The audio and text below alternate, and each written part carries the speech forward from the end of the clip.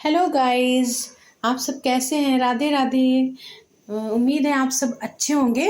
और आज मैं आपको वास्तु टिप्स देने जा रही हूँ किचन के बारे में, जो कि मैंने ये सामने दिखा रखा है। ओके, तो वास्तु टिप्स आज का किचन का बहुत ही इम्पोर्टेंट है। प्लीज़ आप सब बहुत ही ध्यान से सुनिएगा मेरी बात को, और फिर इसको आप लोग यूज़ करके देखिएगा। मेरी बात को सुनिए ध्यान से, और फिर वैसा करके देखिएगा। फिर आप असर देखिएगा कि कितना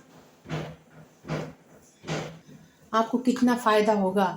तो चलिए शुरू करते हैं।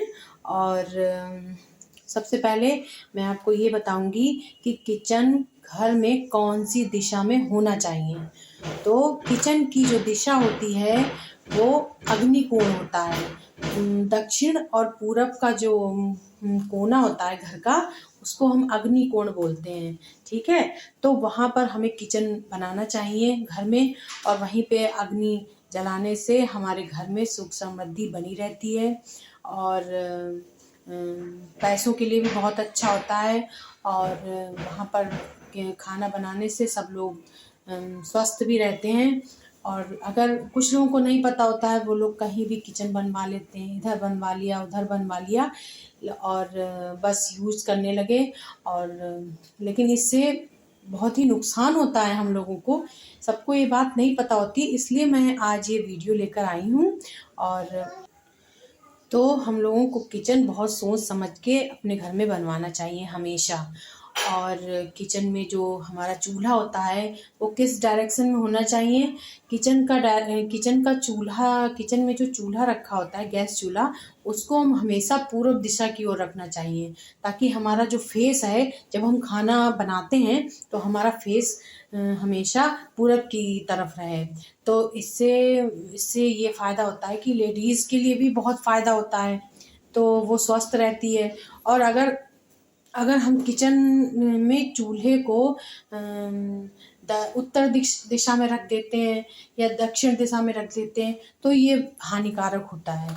और अगर किचन गलत दिशा में बना हुआ है और वहाँ पर जो लेडीज़ हमारी खाना बनाती है वो स्वस्थ नहीं रहती है, उसको कुछ ना कुछ प्रॉब्लम्स लगी ही रहती हैं। मेरी बात ध्यान से सुनिएगा प्लीज़। मैं जो कह रही हूँ बिल्कुल सही कह रही हूँ, सब मैंने यूज़ किया है। और मैंने वास्तु का यूज़ भी बहुत अच्छे से किया है, और मुझे बेनिफिट्स मिला है। आप पहले मेरी बात को ध्यान से सुन लीजिए, फिर आप ट्राई कीजिएगा। अगर मैं गलत कह रही हूँ तो मुझे कमेंट में ज़रूर बताइएगा कि मैंने ऐसा गलत कहा है। तो हमें हमेशा पूरब दिशा की तरफ मुख करके ही भोजन बनाना चाहिए। और हमारी ये जो स्लैब है, इसको ब्लैक कलर का नहीं होना चाहिए, ये ग्रीन होनी चाहिए। जैसे कि मेरी ग्रीन है, डार्क ग्रीन। तो कुछ लोग इसको ब्लैक लगवा लेते हैं, तो इसको ब्लैक नहीं लगवानी चाहिए, क्योंकि ब्लैक अच्छी नहीं मानी जाती, शुभ नहीं होती है किचन के लिए। तो अग्निकोण में आप अग्नि जलाएंगे, इससे बहुत फ़ायदा होता है। और पूरब दिशा की ओर मुख करके खाना बनाएंगे, ये लेडीज़ के लिए भी बहुत फ़ायदेमंद होता है। और अगर गलत दिशा में खाना बनाया जाता है तो ये घर के लिए भी लाभकारी नहीं होता है, और लेडीज़ के लिए तो बिल्कुल भी नहीं। लेडीज़ ज़रूर बीमार होगी, आप ट्राई करके देख लीजिए। 100% मैं बोलती हूँ कि वो लेडीज़ बीमार ज़रूर रहती होगी, जहाँ पर किचन सही दिशा में नहीं हुआ बना होगा, और वो सही मुख करके भोजन नहीं बनाती, वो सही मुख करके भोजन नहीं बनाती होगी। और इससे उस लेडीज़ को ज़रूर नुकसान होता होगा। और उत्तर दिशा की तरफ अगर किचन है तो भी पैसों के लिए ख़राब होता है, लेडीज़ के लिए ख़राब होता है।